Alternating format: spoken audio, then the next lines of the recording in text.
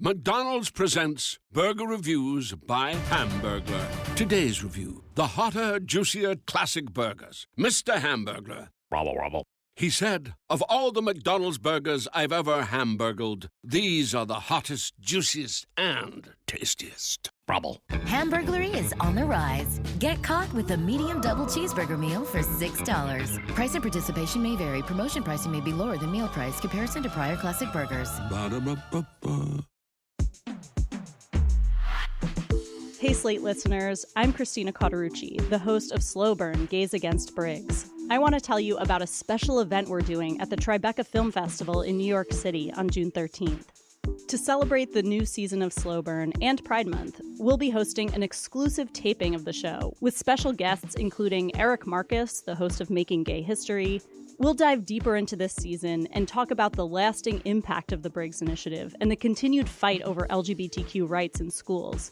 Plus, we'll share some behind-the-scenes stories and never-before-aired tape from this season. It'll be the perfect way to celebrate Pride Month this June, with LGBTQ stories and voices across generations. You won't want to miss it. Again, that's June 13th at the Tribeca Film Festival in New York City. You can get tickets now at tribecafilm.com/slowburn. Hope to see you there.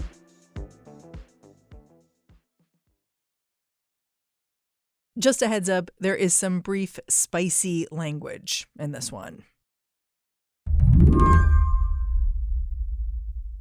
20 years back, reality TV producer Bill Pruitt got a once-in-a-lifetime opportunity. A chance to work at a show that would become an overpowering ratings force on network TV. A show that would make his career. There was just one caveat. He had to keep everything that happened on set a secret. His agent at the time sent over the paperwork. And he goes, there's a non-disclosure agreement on here. I've never seen anything like it, he said, in all my years. It had a 20-year stipulation that I would not speak to anyone about the inner workings of this TV show and how it was made, or I'd face a $5 million fine and jail time.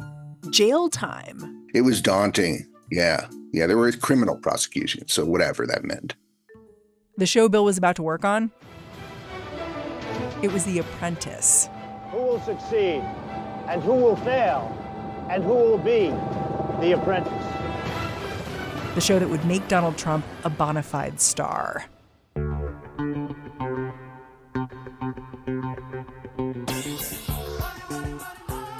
Over the years, Bill Pruitt's had a hard time staying silent about what he saw as a producer of The Apprentice.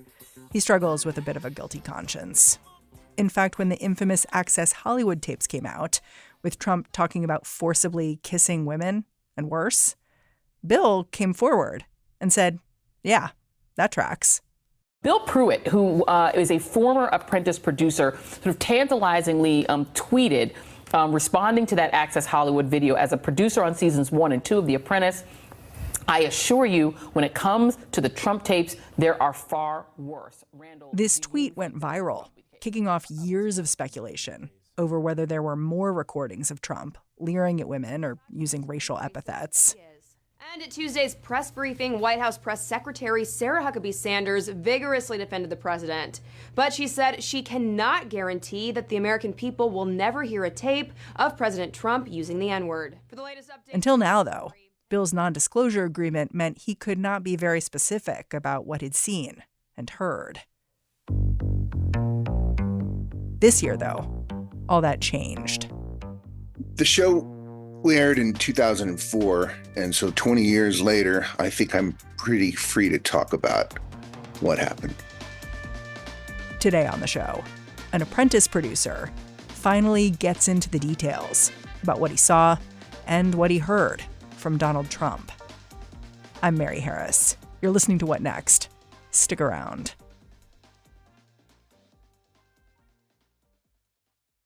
This episode is brought to you by Discover. When it comes to your finances, Discover wants you to know they are the credit card that is always there for you. With 24/7 U.S.-based live customer service, everyone has the option to talk to a real person anytime, day or night. Yep, that means no more waiting for, quote, normal business hours just to get a hold of someone. We are talking real service from real people whenever you need it. Get the customer service you deserve with Discover. Limitations apply. See terms at discover.com/creditcard. This episode is brought to you by Discover. When it comes to your finances, Discover wants you to know they are the credit card that is always there for you. With 24/7 U.S.-based live customer service, everyone has the option to talk to a real person anytime, day or night. Yep, that means no more waiting for, quote, normal business hours just to get a hold of someone. We are talking real service from real people whenever you need it. Get the customer service you deserve with Discover. Limitations apply. See terms at discover.com/creditcard. Bill Pruitt was one of 4 story producers for the first couple of seasons of The Apprentice. This position is one with a lot of power. A story producer, Bill says, is almost like a head writer. They work with the tape they get to create narrative arcs, figuring out how reality will acquire the sparkle of reality TV. We're very much in charge of the story. So in every reality show, whether it's a talk show, whether it's a shiny floor dance-off, or a follow documentary, adventure doc or true crime, there's 3 versions. There's what happens, there's what gets filmed, because you can't film everything, and then there's what gets cut down into 43 minutes and 30 seconds squeezed between commercial breaks. So the story producer's job, show producer's job, is to oversee all 3 versions of that and make sure that they resemble one another. Was The Apprentice like a fully developed idea by the time you joined, or were you coming up with how the whole thing would work? First season series are always really exciting and creative. And you go in with the best plans and things change. And it's like this living, breathing animal that takes on a personality unto itself. But we had a really excellent showrunner and a really solid format to follow, created by Mark Burnett, who created Survivor, the behemoth reality show, competition show. Jay Beanstalk was one of the producers on Survivor, and he rose up the ranks from an editor to the showrunner of that. And then Mark Burnett wisely appointed him to run The Apprentice. And so by the time I was hired, Jay and Mark and everyone basically already knew the format. And it was to be originally at the time, just like Survivor, there'd be a new and different billionaire every season, hiring just like a new and different island on Survivor. So how did it end up just being Trump? Well, I think Mark Burnett was over a barrel, frankly. The network said, we'll greenlight your show, Mark, but you need to find the guy who's willing to unlock the doors to his or her kingdom and present themselves fully. So you needed a billionaire who was willing to take a risk. Yeah, who needed the promotion. Trump was wise enough to see in this an opportunity to show off what little of the gilded world he had left before the next bankruptcy came along and try and build his brand accordingly, because he's nothing if not about branding. You know, this is kind of a simplistic question, but once you met him, did you like Trump? No. He does possess a particular charisma. He's tall. He owns whatever room he's in. And you know, like, he crawled out of bankruptcies, and, you know, he still had his empire. So there were things, I guess, in the day and age we were filming to admire, you know. My job was to make everything look glistening and new and beautiful. So when you're in that role, you naturally look out for opportunities to do that, whether it's a wink or a smile, you know, when he's a snide comment, that kind of thing. So look, if you're really successful, you'll all live just like this. We can only wish. Maybe not. Maybe not. Or maybe even better. But if you're really successful, I mean, this is what it is, and it's fun. And you try to embrace what's good about this person. And as I say in the article, that got increasingly hard to do. Yeah. I mean, you talk about the way things seem to be kind of falling apart around Trump. Like, wherever you were, if it was a Trump property, like, things weren't quite right. And this rang so true to me because when I was a producer at ABC, I remember I went to go interview Trump, and we must have gone to Trump Tower. And I still remember the, like, line of secretarial desks we walked past, all empty, Yeah. covered with covered typewriters, as if work had stopped in 1983 and just never started again. And then when we went to the conference room to set up, literally a panel was falling off the wall. So that's amazing that you went to a conference room. I don't recall there even being one by the time we went to film. It was just as you said. It was out of the dark ages. The furniture was peeling. There was this particular odor coming up from the carpet.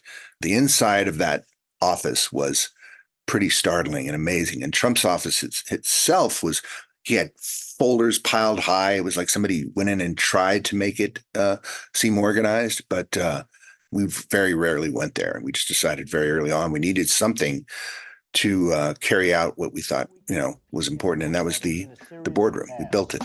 The winning team will continue to live in their suite. The losers will come to my boardroom, where someone is fired and sent home. It's either the suite or the street. Can you describe Donald Trump's behavior behind the scenes, particularly when it came to women? Early on, Donald Trump was dismissive of the whole affair. He would come in and he would shake hands and, formalities, and show up and listen and nod and eat the crew's food whenever it was available. And then, saunter around. But he always felt like he had a more important place to be than our TV show. But then we started filming, and he began to notice how much attention was being paid to him by the contestants in particular, because what was interesting about the first season is that these people truly wanted to get a job working for Donald Trump. They didn't know what this was going to be in terms of a hit show, and that it would influence their lives going forward. Working for Trump is more than a big deal, it's a huge deal. Trump has certainly given everybody a shortcut to the American dream, but I'm going to earn the American dream just like everybody else. Trump started to suck up that youthful energy that was being thrown at him by these people who were kowtowing in every way. But then there were all these good-looking crew people, hanging around, pinning microphones on him and glassing him with their lenses, and some of them, they come from the beach, they come from Survivor, they work on that other show, and they're tan and they're beautiful and they have tattoos and whatever. And it was a cool crowd, definitely. The Survivor and Apprentice crews are some of the best looking in the business, you could say. And they all were surrounding him, and he was just eating the attention up. It was like oxygen for him. And so then, I think quite naturally he began to relax into this thing, this whole affair, and talk. And then he would start to say things that were not kosher, not good. Like what? Well, I remember there was an elevator ride we were going to take from one office level to another, and it was crowded, so they needed to get a camera in. So I just went to the first available person who was there, and Trump said, no, not her. She's too heavy. And thinking like she's going to impede the elevator's ascent or something like that. And the woman just quickly stepped aside. We turned around, got somebody else to come in, but left behind this just utter disdain we all had and felt toward him at that moment. On other occasions, he would spy another female camera operator and claim that she resembled his daughter in many ways. And that's all I want to look at is what he would say to a whole line of camera people, singling this person out for her appearance. It's striking that none of this is this is all in the open. You know what I mean? Like that he's saying things openly to people. It's not like he's hiding who he is. At all. And in reality TV especially, you kind of want that. You want that freewheeling rambler, scrambler, It adds an element of who knows what will happen. Exactly. Yeah. So what's he going to do next? And that became, gold for us, especially in the boardroom. And if it was unseemly, misogynist, or even racist, we cut it out. We didn't portray him that way. I want to linger on the finale of season 1 because there's an anecdote you tell about a meeting between the show producers and Trump. And everyone's trying to decide who wins the show, which is really Trump's decision. It has to be Trump's decision for FCC reasons. But he, of course, gets advice from producers and people who are watching contestants do their assignments. Tell me about this meeting. What happened? In the finale, every contestant had by then already been fired by Trump, with the exception of Bill Rancic, who was a cigar entrepreneur from Chicago, and Kwame Jackson, who was a Harvard-educated Goldman Sachs broker and who's African-American.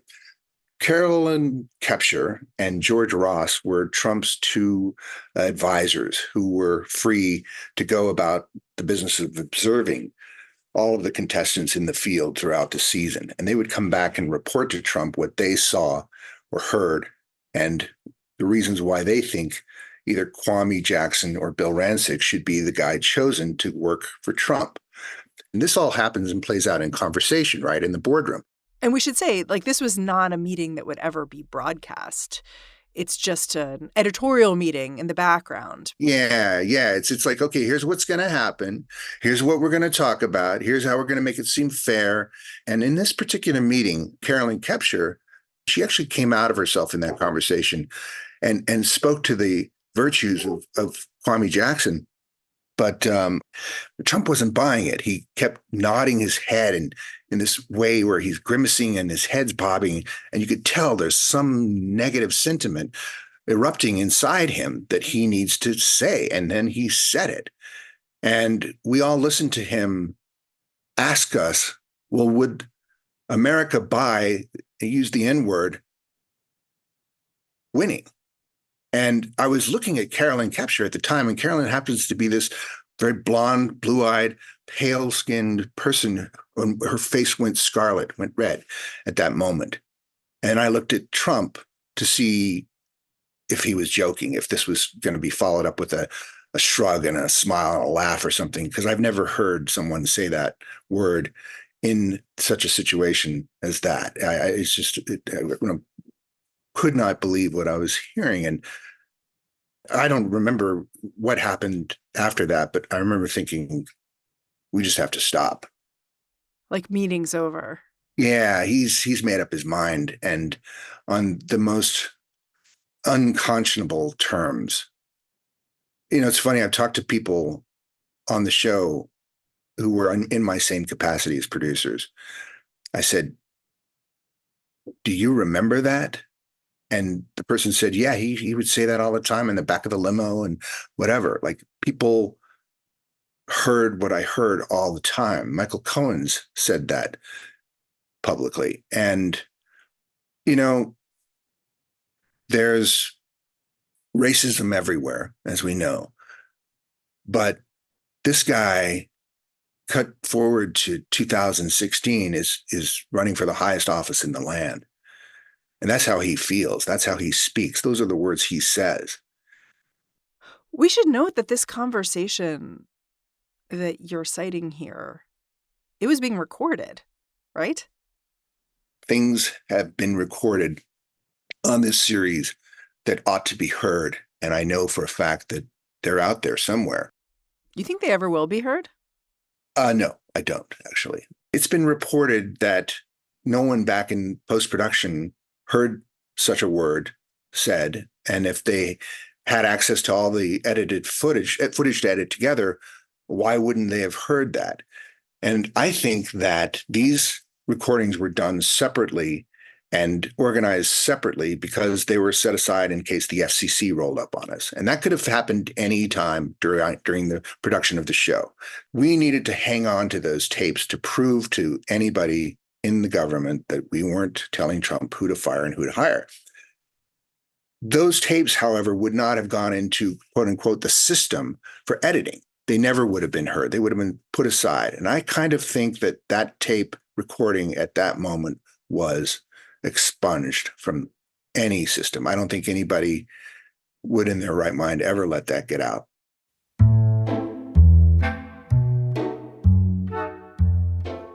Representatives for Donald Trump deny these allegations, saying Bill's story is, quote, completely fabricated and bullshit.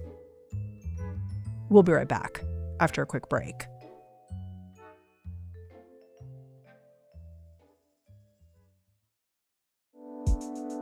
In 1978, gay people in California faced a dire threat. Proposition 6, the Briggs Initiative. The teaching profession is riddled with the homosexual element. John Briggs is going to fire every gay and lesbian school teacher in the state of California. I'm Christina Cauterucci. This season on Slow Burn, we'll explore how a nationwide backlash against gays and lesbians led to a massive showdown in California. This was tens of thousands of pissed off gay guys and lesbians roaring down Market Street. With so much at stake, young people became activists. We've got to fight back. We can't let this happen in California. And activists became leaders. My name is Harvey Milk, and I'm here to recruit you. Slow Burn, Season 9, Gays Against Briggs. Out now, wherever you listen. It's Opinion Palooza season here at Slate. I'm Dahlia Lithwick, the host of Amicus, Slate's podcast about the courts and the law and the Supreme Court. As this Supreme Court term hurtles towards its close, the justices are handing down decisions that will shape our politics and our lives for years and decades to come. My team and I are putting out analysis of the biggest cases just as quickly as we can, bound to our closets and fire up our laptops to speak to you. From presidential immunity to social media content regulation to domestic abusers' gun rights, we will be here unpacking the news for you. Listen to Amicus wherever you get your podcasts.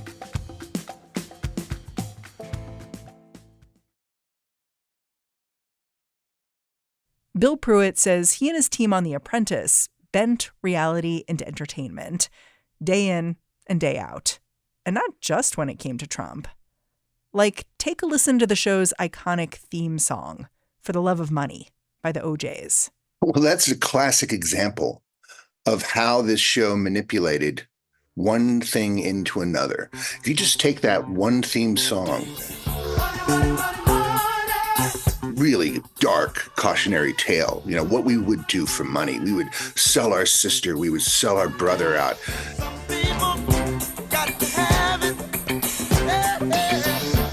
But if you look at it the way that it's used in the opening credits of The Apprentice, it's like an anthem for capitalism, for wealth. It's a celebration. I mean, like, you hear those strains and you're grooving. You are not, you're not feeling the darkness. Yeah. So right there, in just a bit of music, a minute's worth of music, you see how carefully and concisely we manipulated things to get what we wanted.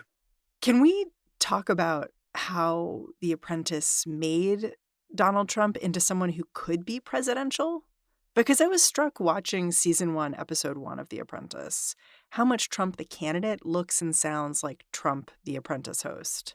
Like, he uses familiar phrases like big league. I was billions of dollars in debt, but I fought back and I won big league. I used my brain. His hand gestures are the same. Again, it's an unscripted show. So you basically set up the situation and then you let people improvise. You know, we're trying to fine tune those story points as we go along. And Trump's job was mainly to say, here's what I'm looking for. Here's what I want you to do. And here's why I want you to go out and do this way. And he just couldn't do it. And so that's one thing. We had to go in and basically do some rejiggering in post-production audio to make him sound more concise, more eloquent, more articulate than he actually is. For the next 13 weeks, these 16 candidates will embark on a unique job interview.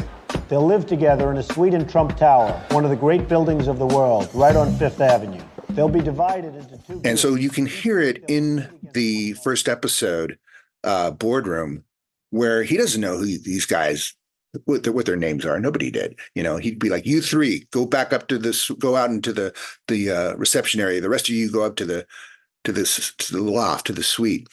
And he would have to say their names so that we understood, oh, he wants Troy, Sam, David, you stay behind. Kwame, Bill, Jason, you go back up, telling everybody else's name. So, but we did is we had him say their name. We then cut to the person whose name he's saying on screen, and it makes it look like Trump knows everybody's name. How amazing is that, right? And we're talking like, 8 guys here who he had no idea what any of their names were. You talked about how also NBC asked you to kind of add more Trump. And so afterwards, you ended up adding these soliloquies that really elevated him in the show. I've always felt location is important, but the people behind the deal are much more important than location. I'd much rather have a really smart, talented guy doing a deal in a not-so-good location than an idiot doing a deal in a great location, because you'll make money every time. At the beginning of the show, Trump would tell the contestants what the task was, what he wanted them to do and why. And he would announce that in front of them, and we'd have to do that over and over again until he got it right. But then he basically disappeared until it was time for task resolution, and he just found out who'd won and who lost. So he didn't really play a part in that scene. And then he'd go show up in the boardroom at the end and fire someone. So NBC said, well, we're giving this guy a lot of money. He's the star of the show. We need him to appear more specifically and directly throughout the program. So we came up with this idea that at the top of the second act, after the first commercial break, the teams are going out now. They're beginning their task. And we go to Trump's apartment, and he's seated before his gilded backdrop, right? Dispensing to some producer off camera, who happened to be Jay Beanstalk, a very important lesson about business. It could be about branding. It can be about hold on to your wallet. It can be, something related to the task that they're about to do. But we did all of this after the task had been edited together. So he looked like a sage. He looks like a sage. He looked like a prophet, like he knew what was going to happen. So when you're thinking and watching a TV show about this guy, you're thinking, wow, he's really all-seeing and all-knowing. What an amazing leader. He knows everybody's name. He knows where they're going, why they're going there, what it's all about. He is omniscient. He is amazing. I think this guy could lead my country. And here we are. If your NDA is up, I imagine other people's NDAs are up too. Are you hoping you're not going to stand alone here in what you're saying? I'm really hopeful of that, but losing hope because I've talked to a lot of people, and they've been very supportive of me speaking to our experience on The Apprentice, but they either are afraid to speak out because if Trump gets elected, it could result in a tax audit, or a DOJ investigation, something. This is scary business. Why aren't you scared of that? Oh, I'm terrified. Yeah. I mean, but two things. One is the NDA expired conveniently 20 years after the show first premiered. Trump is making a second attempt to be president of the United States, and he's leading in some of the polls. So this confluence, if you will, of situations, experiences is leading me to think almost desperately about trying to remind people what a con The Apprentice was. Not all of your former colleagues seem to agree with your take on Trump and The Apprentice more generally. In 2020, a couple of Apprentice producers helped produce the Republican National Convention. Is there disagreement among former producers of the show about what you were doing and whether it was ethical or not? Again, I think smart people follow opportunity, and they saw opportunity to get ahead. And I know the people you're talking about, and they're smart business people. And I think it's sort of like an ancient Versailles ritual, right? Get close to the king. That's what everybody wants to do now. Who's the king? Donald Trump. He was president of the United States. And that was a feather in their cap in some way. You seem to have loved doing reality television. It's not like you stopped after The Apprentice. The Apprentice was one of the high points of my career. We had more money, a bigger audience than I've ever enjoyed in 25 years of doing this stuff. We were treated so well. Mark Burnett Productions, NBC, took incredibly good care of all of its participants. And that means everybody, from the PAs to the contestants, everybody. It was a really jovial time in my life and in my professional life. But I knew that what we were doing was wrong by promoting this guy who I already knew was pretty skeezy, to make him look bigger and better than he actually is. So if you knew from day one, why did you want to do it anyway? Because it's a great story. It's people overcoming obstacles, elbowing one another out of each other's way to get to that place where they dominate. It's ancient. It's gladiators in the Colosseum. And regardless of who the king is, you're just pretending this is the king. If you could go back in time, would you do it all again? No, I would not. It was a great experience to be working with such talented people, but propping up a person so much that they were granted a chance to run for president of the United States and win. That was the biggest misstep in my professional life, I think, to have had a hand in that. Bill, I'm really grateful for your time. Thank you for coming on the show. My pleasure. Thanks, Mary. Bill Pruitt was a producer of The Apprentice, seasons 1 and 2. He's got a piece out on Slate.com all about his experience there. Go check it out. All right, that's the show. If you're a fan of what we're doing here at What Next, the best way to support our work is to join Slate Plus. That's our membership program. Go on over to slate.com/whatnextplus to sign up. What Next is produced by Paige Osburn, Elena Schwartz, Rob Gunther, Anna Phillips, and Madeline Ducharme. We are led by Alicia Montgomery with a little boost from Susan Matthews. Ben Richmond is the Senior Director of Podcast Operations here at Slate. And I'm Mary Harris. Thanks for listening. I'll catch you back here next time.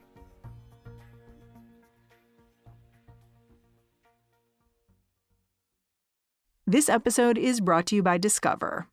When it comes to your finances, Discover wants you to know they are the credit card that is always there for you. With 24/7 U.S.-based live customer service, everyone has the option to talk to a real person anytime, day or night. Yep, that means no more waiting for, quote, normal business hours just to get a hold of someone. We are talking real service from real people whenever you need it. Get the customer service you deserve with Discover. Limitations apply. See terms at discover.com/creditcard. Having choices is good, and checking accounts are no exception. At Sandy Spring Bank, we have a variety of checking options and make it easy to choose based on your needs. Mobile deposits and payments, interest checking, or checking with no fees or minimums. Best of all, we'll help you select the account that suits your life. What's your next financial destination? Sandy Spring Bank. Visit sandyspringbank.com/checking. Member FDIC.